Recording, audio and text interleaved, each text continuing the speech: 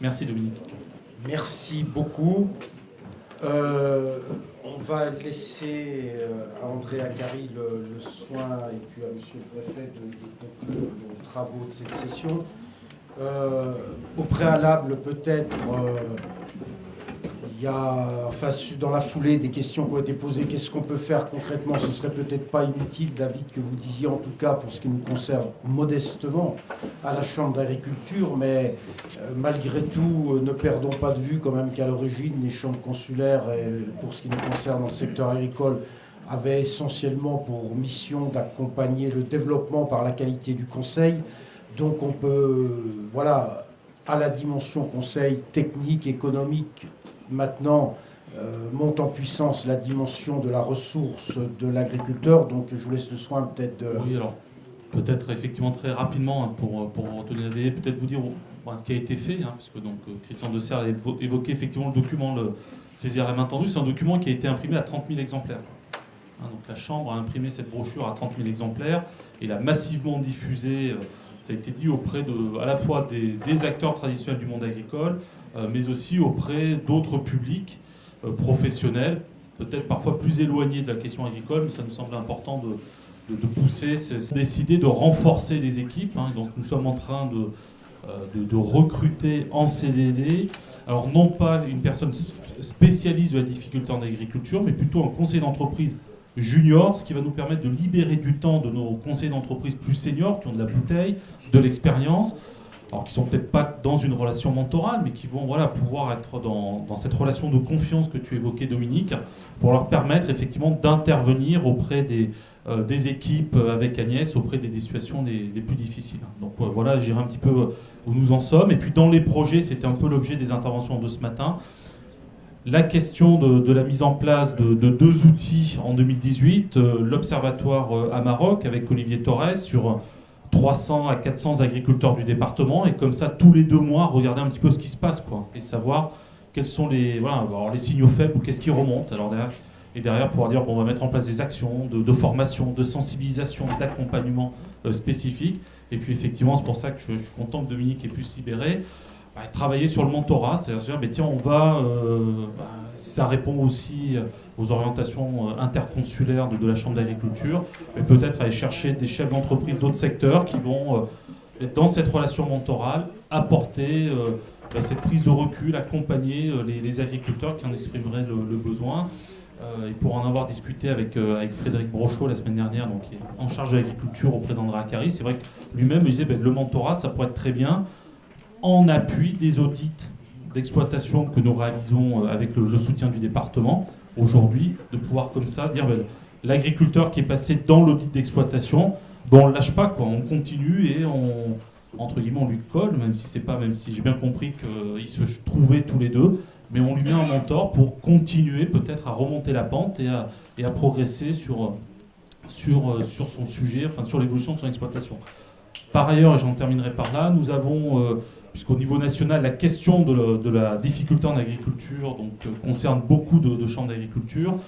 Donc l'Assemblée permanente des chambres d'agriculture a mis en place un fonds de soutien spécifique sur lequel la Chambre d'agriculture de Saône-et-Loire s'est positionnée. Et par ailleurs, nous avons, toujours sur le fonds de péréquation national, sollicité des crédits durant l'été pour pouvoir mettre en place les 2 actions qui vous ont été présentées ce matin, et par Olivier Torres et par Dominique Racine. Voilà. Rapidement où nous en sommes. Merci David.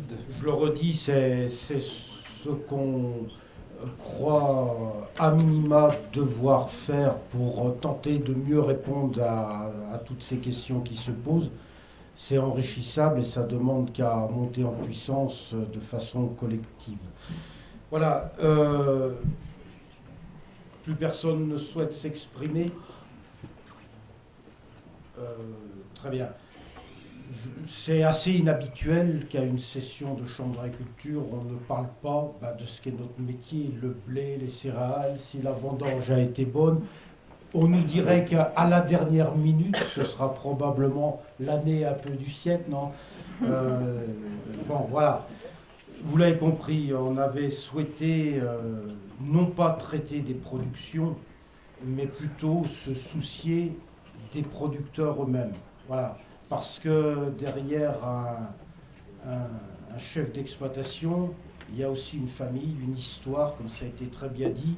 Il y a énormément d'économique, d'organisationnel, de réglementaire, mais il y a aussi énormément d'émotionnel et quelque part, en période délicate, beaucoup d'intériorisation, me semble-t-il, de la difficulté pour ne pas la partager parce que c'est un sentiment d'échec. Donc on a souhaité, et je voudrais remercier d'abord toutes celles et tous ceux qui se sont intéressés à ce thème et qui par leur présence, leurs témoignages, leurs interventions enrichissent cette réflexion. Et puis peut-être adresser un merci tout particulier à nos deux intervenants extérieurs et à travers l'intervention d'Hervé aussi adresser un message de reconnaissance pour le travail qui est le leur des collaborateurs de la Chambre d'agriculture qui ont aussi exprimé le besoin de trouver peut-être, non pas une formation, mais une sensibilisation à un périmètre qui n'est pas naturellement celui d'un technicien agricole qui vient plutôt aider à calculer une ration, à construire un assolement harmonieux, mais qui se trouve un peu démuni quand on est dans une situation où humainement le capitaine du bateau vacille. Voilà, donc on mesure jamais malheureusement au pied à coulisses l'intérêt des gens qu'on a croisés, de ce qu'on a pu entendre de leurs témoignages, mais on sait quand même par expérience que prendre un peu de temps pour nourrir sa réflexion d'apports inhabituels, extérieurs et en l'occurrence avertis, c'est un peu comme quand on sème à l'automne, on récoltera que l'été prochain, mais on a quand même semé. Et celui qui n'a pas semé, il est peu probable qu'il récolte. Donc voilà, j'espère que cette session contribuera à poursuivre un cheminement et à structurer une organisation plus efficiente devant des nouveaux problèmes qui nous sont posés.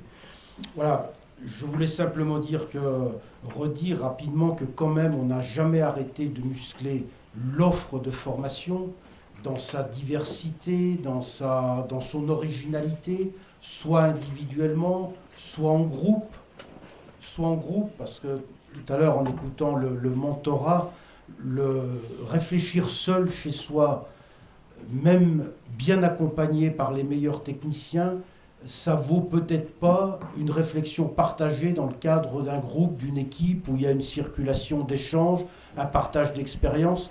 Voilà, je pense aussi que c'est des choses qu'on doit remettre en avant.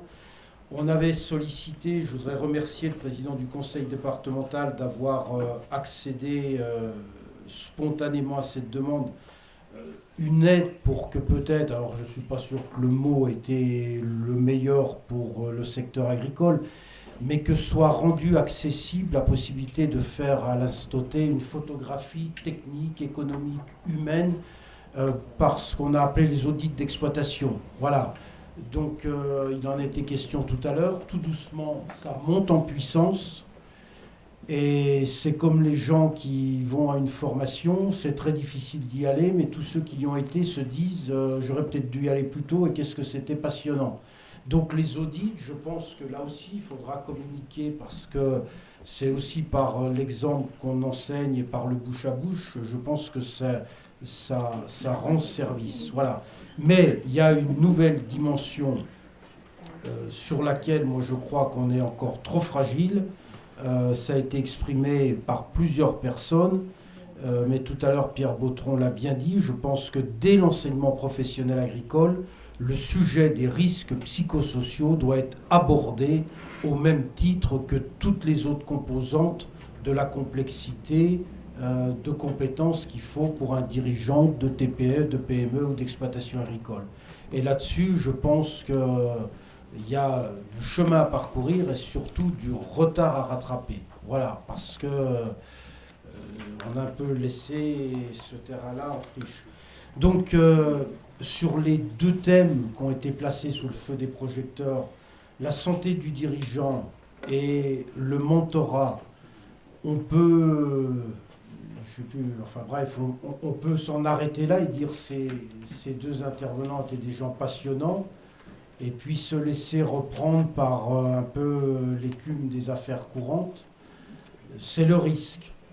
Il y aurait une position, me semble-t-il, plus appropriée au sujet qu'on a traité et à la sensibilité qu'on perçoit chez chacun de ceux qui s'expriment. Ce serait peut-être de tenter, à titre expérimental, de profiter de ces savoir-faire rodés, expérimentés par ailleurs dans d'autres secteurs, pour peut-être se dire, est-ce qu'en agriculture, il ne pourrait pas nous apporter quelque chose? Alors je suis conscient que si on allait discuter de ça autour d'une entrecôte un matin à Saint-Christophe, on se dirait sans doute, on ne sait pas bien ce qui leur a traversé l'esprit. Enfin, je pense qu'on n'est pas là rien que pour constater et déplorer à posteriori. J'ai rien contre Saint-Christophe, voilà, j'aurais pu prendre un rendez-vous sur la volaille de Bresse ou je ne sais pas quoi. Enfin, je pense que peut-être réfléchir à ces pistes-là peut paraître un peu étonnant, mais est-ce que c'est pas quand même intéressant de s'y pencher et pourquoi pas de tenter que la Saône-et-Loire, compte tenu de ce qu'elle a eu à vivre, essaye. Pourquoi je serais assez partisan contente, je vais me permettre de le dire en essayant de ne blesser personne, quand il y a eu la fin tragique d'un agriculteur dans les conditions qu'on connaît, évidemment qu'il y a eu, au-delà d'un émoi, un branle-bas de combat qui a mobilisé les uns les autres. Donc le préfet de l'époque n'a pas ménagé sa peine pour multiplier des rencontres, des initiatives et des démarches. Je crois qu'il avait eu l'éphémère ministre de l'Agriculture originaire du Cantal 3 fois directement au téléphone. Je pense qu'il est remonté des notes, des pistes, des ressentis. Ce ministre-là a disparu de cette fonction-là. Le préfet a également disparu de la fonction qu'il occupait géographiquement à Mâcon. Enfin, ce que je veux dire par là, c'est que le ministre de l'Agriculture, je vais le dire quand même, avait promis, suite aux demandes relayées énergiquement par les uns et par les autres, et notamment par André Acari en sa qualité de président de conseil départemental, dans une lettre où la première phrase commençait par le féliciter de sa responsabilité. Bref, je crois que ce ministre devait venir le 30 août, puis le 15 septembre, puis je crois que pour l'instant, en tout cas, nous n'en entendons plus parler. Je ne dis pas ça pour égratigner qui que ce soit, je dis simplement ça pour dire que si vraiment on veut démarrer quelque chose de concret, et d'être plus en amont de la difficulté et plus présent quand elle arrive, c'est probablement sur nos forces à nous, ici, celles qui résistent à l'épreuve du temps, qui ont fait preuve d'endurance, de persévérance, d'optimisme, qui se sont éloignés le plus possible c'était le pessimisme ou le... Voilà, qu'il faut compter. Donc voilà, je me permets de... Voilà, on verra quelle suite on donne, mais si nous trouvons les quelques moyens qui sont assez modestes finalement pour tenter cette expérience dans notre département, et peut-être si elle était, il n'y a pas de raison d'en douter, porteuse d'espoir, qu'on la duplique dans d'autres régions, dans d'autres départements. Enfin voilà, et je pense que ça contribuerait à nourrir des partenariats qui sortiraient peut-être l'agriculture de sa tentative de fonctionner entre elles-mêmes avec le poids, l'histoire qu'a fait sa force, ces organisations professionnelles, mais qui aujourd'hui pourrait peut-être la fragiliser, c'est-à-dire trop être tourné sur soi-même. Voilà. André, je te donne la parole pour apporter ton témoignage en tant que président de département à l'occasion de ce rendez-vous agricole. Je me permets de dire que la loi NOTRe, qui reprécise, alors je ne sais pas si, enfin, ou qui devait repréciser les missions respectives des départements et des régions, et qui au passage a beaucoup préoccupé plusieurs secteurs économiques, mais notamment le secteur agricole, quant aux partenariats établis de longue date qu'on pouvait avoir, les GDS, l'expérimentation, etc., etc. La loi NOTRe remet en cause dans certains départements enfin bref, des relations qui ne sont pas qu'économiques, mais qui à travers l'économie vont au-delà. Un certain nombre de départements sont plus déterminés, considèrent qu'ils sont aussi sur leur territoire et qui peuvent être maîtres du budget, qui gèrent et de la politique qui conduisent. Donc je vais te le laisser dire par toi-même, mais je crois que Andrea Cari et ceux qui l'entourent sont assez déterminés à ce qu'il n'y ait pas de rupture, en tout cas dans nos relations collectivité départementale, agriculture.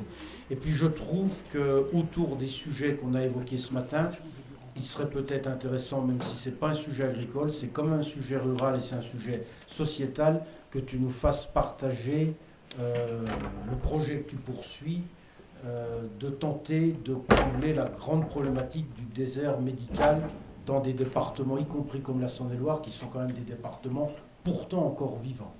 Voilà, en te remerciant de ta présence.